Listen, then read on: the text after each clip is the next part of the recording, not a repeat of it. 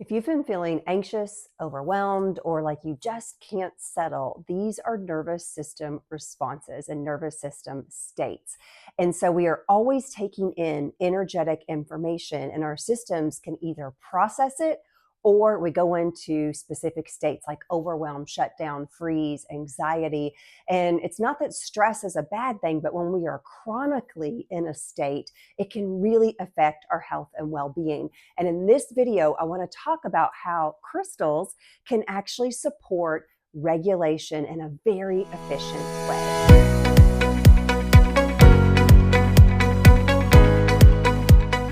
Welcome back to the channel. I'm Sarah Bell, and I'm excited to dive into this topic with you today. So even if you know very little about crystals, or if you're not into like woo-woo and that sort of thing, that's totally fine. The information that we cover today is actually applicable to every human, everyone with a nervous system. We're talking about how crystals can actually become powerful anchors and allies in helping you to regulate your nervous system. So let's start by talking a little bit about how the nervous system works, because I think it's helpful to have a little foundational understanding. So your nervous system is your central command center. It's always scanning your environment. It's scanning internally within your body. It's scanning externally within your environment, what's around you. And then it's also scanning in between you and other people, or you and other animals, or you and the environment. So it's internal, external, and in between. This is called interoception. There's a fancy word for that. And so your nervous system is always scanning, and it's looking for signals of danger or signals of safety. And so it's constantly, and it also, you have an incredible amount of intelligence encoded within you for scanning facial expression. You're always taking in the subtle little movements around people's eyes, around their mouth. It's incredible how we are wired in terms of our biology to be scanning for other people's reactions and responses, and even within the room. This all happens unconsciously. This is part of your innate biology, your nervous system, to be scanning the field. And so you are always taking in energetic information. This is all information, and you're constantly taking it in, and your brain actually learns to wire itself around these signals of safety and danger based on how you were raised and what you learned growing up in terms of what constitutes a safe environment versus what constitutes a dangerous environment. And dangerous can have a lot of different sort of definitions to it.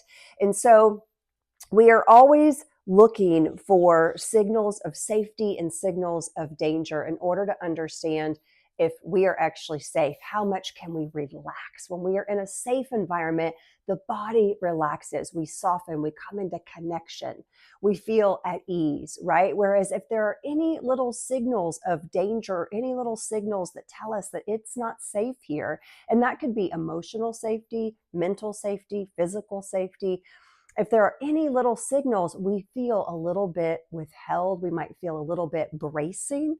Bracing is a really common way to sort of orient to our environment. Some people live their whole day in this energy of bracing. I know for me, as a highly sensitive person, I have come into understanding, when am I bracing? And to really get deeply in tuned with that energy of like, what am I actually feeling from this person? What am I actually expecting them to say or expecting to happen here or to process?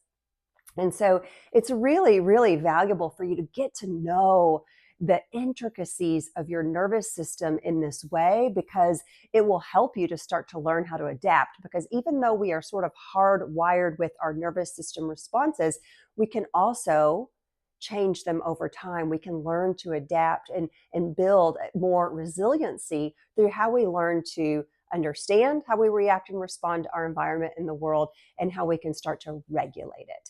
And so there are different states that you go into whenever you experience those different signals of safety and danger. And so you have your sympathetic state, which is fight or flight, right? It's like, I'm getting out of here, or I am charging and going into the thing head on with a lot of energy and intensity, right? It can be like anger, that sort of fight, like we're rallying all of our energy. Or we have the parasympathetic, which is rest and digest, or rest and repair. And that's where we really can start to relax and our body can do all of its processes with ease, what it needs to be doing.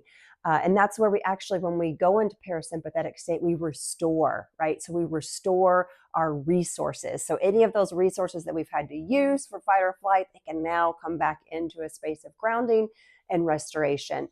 And so within the parasympathetic state of rest and digest, there's also another branch, which is the ventral vagal branch or state. And that's where we come into safety and connection and groundedness. It's where we can really start to connect in with other people and build rapport and feel warm and cozy and experience genuine exchange with others.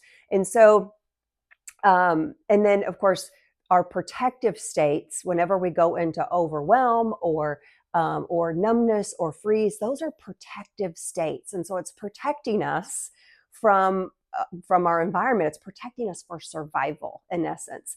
And so it's important to understand where you are in any given moment on that spectrum. Are you able to be in connection, in safety, in warmth, in groundedness, in coziness, right? Or are you in a place of protection? Are you overwhelmed? Are you shut down or frozen? And in essence, we go there because we don't have the resources to meet the moment. So when you don't have the inner resources to meet the level of demand that you feel from the field or from other people or from whatever it is, that's when we go into overwhelm. We are flooded. We are overwhelmed. We don't have the internal resources to be able to meet what it is the world is asking from us. Or we go into shut down and freeze, right? It's like, I am flooded. I've taken in too much. I cannot compute. And I'm going into this place of absolute shutdown and numbness. A lot of people are doing that right now in response to the state of our world, right? Even just watching the news, we go into freeze, into shutdown, because it's like, I cannot take anymore. I don't have the resources to fight this or to work with this or to do anything. I feel helpless, right? And I go into freeze or shut down. And so this is really important to understand what makes you go into those states, to start to build attunement and understanding around that, because that's when you can start to really learn to work with your nervous system. And so it's not that stress is bad. I want to first kind of really hit on that, because a lot of times we hear the word stress or we think about overwhelm or anxiety or shutdown, and we kind of think of these states as being negative. And our bodies are innately designed to experience stress. Like, we have stress all the time, and that's actually the beauty of how our system works. And so stress is not the problem. It's your ability to complete the cycle that becomes the problem. When we are in a chronic state of stress and we can never complete the cycle, we start to increase our levels of cortisol, which increases inflammation.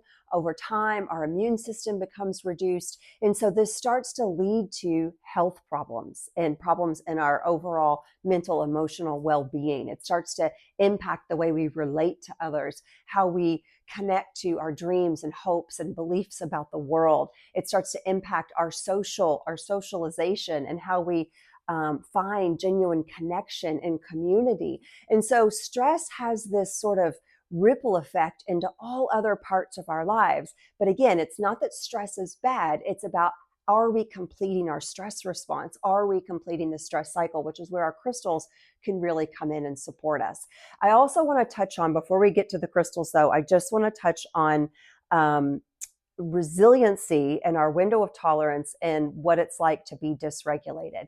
So we all have a window of tolerance. And so you can think of it like this sort of window. And when we get too activated, we go into hyperarousal, which is kind of like outside of the window, above the line, right? Where it's like we are in a place of like high activation. Or if we're going below the window of tolerance, we're going into hyper or hypo arousal, which is that place of numbness and shutdown.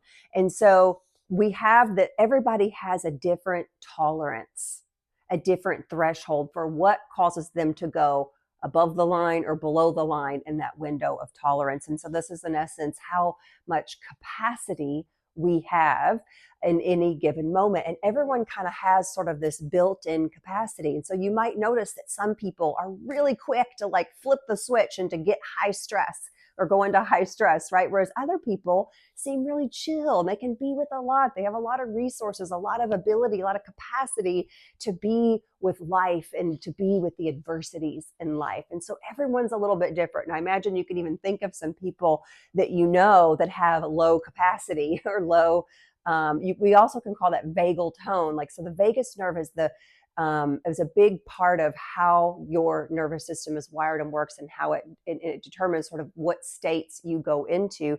It's the 10th cranial nerve. It's the longest nerve. It starts below at the base of the neck here. It winds around and branches into all of your organs. So it helps to regulate things like heart rate and digestion. And it really is impactful to your health and well-being, right? So we want to build vagal tone or build resiliency and help increase or improve our capacity, which is our ability to meet the moment with our full resources, our full capabilities to meet the world and what it's bringing to us. And so when we are dysregulated, we might experience things like anxiety. We might actually have difficulty relaxing, like we're just really tense and we can't sort of let go and relax. We might have brain fog or even fatigue, like we are just exhausted, right? Like we have no resources to meet the moment. And then also emotional reactivity, being like really snippy, right? Or just like not having, like where it feels like your nerves are frayed. Like that is a good signal of dysregulation. Like we have experienced a lot in the day and we don't have a lot of like nerves left to handle what's coming at us. And so when we are dysregulated, again, those are the things that lead to increased cortisol over time. It reduces the immune system and it really starts to contribute to inflammation over time as well. And so when we think about our window of tolerance, when you're in the window, you can think clearly, you're grounded, you have access to your resources, you have emotional capacity, you can be with others who are in high stress and not take it on, but you can like kind of hold the field or be in that place of connection with other humans, right? And be with what's moving for them. And so you can see how, especially if you're like a healer or helping practitioner or service practitioner, it's really important to be able to stay within your window of tolerance, to stay grounded, to stay well resourced so that you could be of service to the world, even if you're a parent and that's your kids, right? Because we're always co-regulating with others as well. So I also want to touch on this bit about intuition and coherence, because when your nervous system is dysregulated, you are prioritizing survival. When your nervous system is dysregulated, you are prioritizing survival. And so when you're in that space, you have less access to the prefrontal cortex, which is your ability to think clearly and to reason. And also you have less ability to connect to your intuition and your creativity. And so when we are in a place of regulation, we can come into coherence and we have greater access to our intuition. And so that's why, especially if you're doing intuitive work, it's really important to be grounded, regulated, anchored. And this is where the crystals become an incredible resource. And so crystals, let's talk about crystals now. They are incredible ventral vagal anchors. And so again, ventral vagal being in that state of connection, safety, being grounded. And so the way crystals work is through a process of entrainment. And so first, it's important to understand that crystals hold a stable frequency. And so they have this consistent molecular structure, which is known as a crystalline lattice, and it causes them to hold a consistent vibration. And we, as dynamic energetic beings, are always shifting and fluxing in our energy field. And so we can, and according to our emotions, right? Because emotions are energy in motion. So we've always got energy moving through our body, moving through our field. We are very dynamic and we exist in a broader dimensional structure than the stones, where we exist in like 3D, 4D, 5D. The stones are primarily in 1D. And so the crystals hold this consistent vibration. And when we come into relationship with the crystal, we start to vibrate or hold the energy structure of the, not structure, but we start to entrain with the vibration of the crystal. And so entrainment is where when two things that are vibrating or moving in nature come into relationship, they start to vibrate together according to the dominant frequency. And in this case, the crystal is the dominant frequency because it's consistent and it's rhythmic and it's steady. And so we start to move into that steady state, that steady place of like, well, we often describe it as relaxation. When we come into that place of steady rhythm, right? Steady vibration, we often describe it as relaxation. And so that is one component. When we work with the crystal, when we hold the crystal, we will start to move into energetic entrainment, and our systems will start to come into a stabilized state almost effortlessly. Now, that you have to kind of hold here for a minute, but I also want to explain that when we hold the crystal and simply bring our physical attention, or all of our attention to the physical felt sense, right? So when we hold the crystal, we have the tactile quality of the stone that we can feel in our hands. We can feel like that this side is a little bit rough and this side is a little more smooth, and there are angles here and there's a point here, and the stone feels a little cool to touch. And I can feel how the polished sides feel different than the backside, which is a lot more rough, where it broke off from the matrix here. And so as I hold this stone, I can feel all of these things in my hands, and I can feel the quality and the texture and the temperature. And so it's like all of these things that bring me into the felt sense. And so whenever we come into just simply naming what we see, feeling what it is that we're touching or holding, that automatically brings us into the present moment, and it shifts our attention.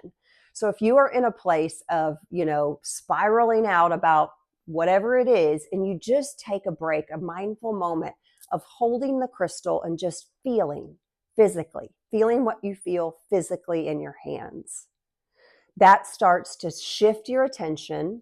It starts to shift your awareness into the present, and that alone starts to downregulate your response and your reaction. And then you can start to move into, what do I feel like when I hold this stone? Can I just start to take this moment of coming into the present and start to drop into, what am I actually feeling right now?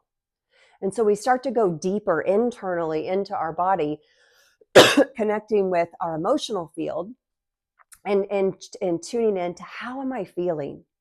How am I actually feeling in this moment? And when we can just allow ourselves to feel energy, we don't actually experience emotional energy for very long. It moves in like a matter of seconds, right? Or minutes. It's like emotion is just energy in motion, and it moves. And when we can allow it and watch it and let it be there without judging it, without having to do anything with it, that emotional energy will move, and we will quickly start to downregulate. We'll start to come back into a space of groundedness, a space of connection. We can also watch our mental energy. We can tune into, like, what am I thinking in this moment? And are these thoughts serving me? Do these thoughts actually support where I want to go, who I want to be, what I want to do, right? And so we can kind of start to talk ourselves off the ledge, right? If we're like in a state and we're gonna do something, we're gonna give somebody a piece of our mind, whatever the thing is, right? It's like we can start to pull our mind back.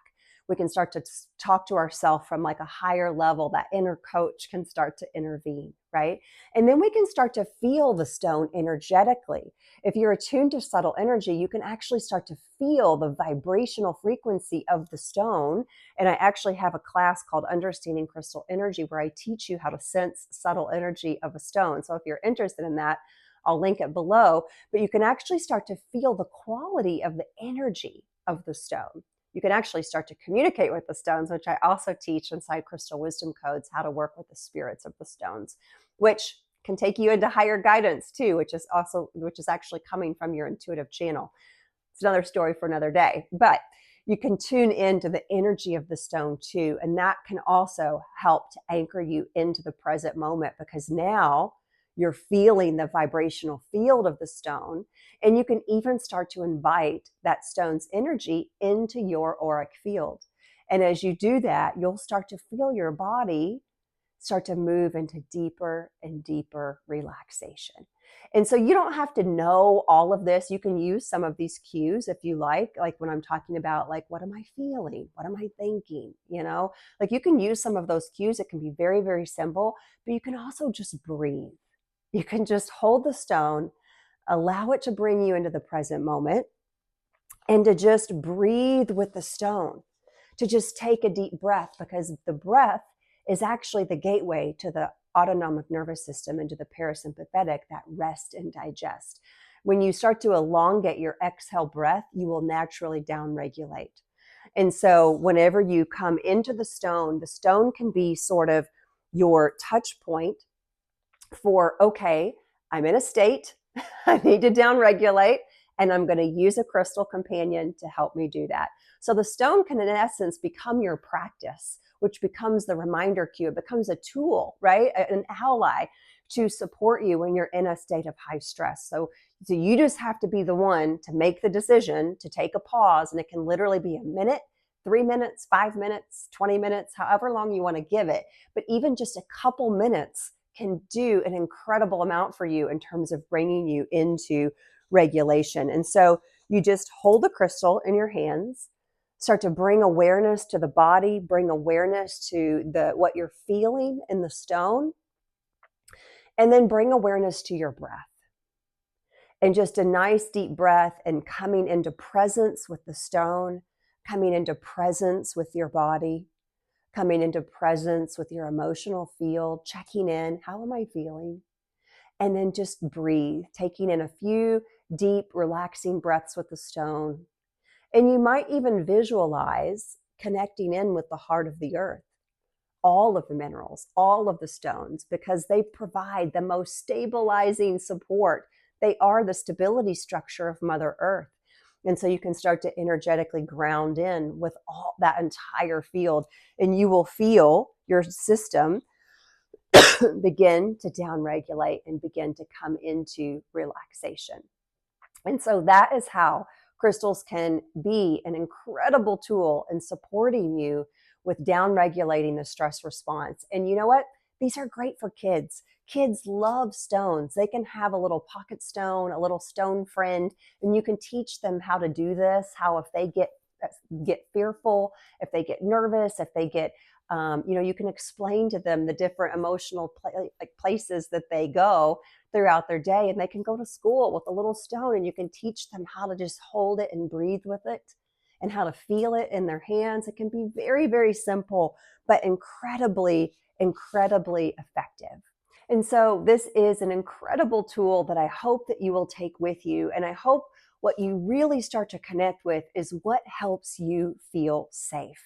This is a tool, but it's also an invitation into getting to know your nervous system on a deeper level and what helps you feel safe and grounded in the world.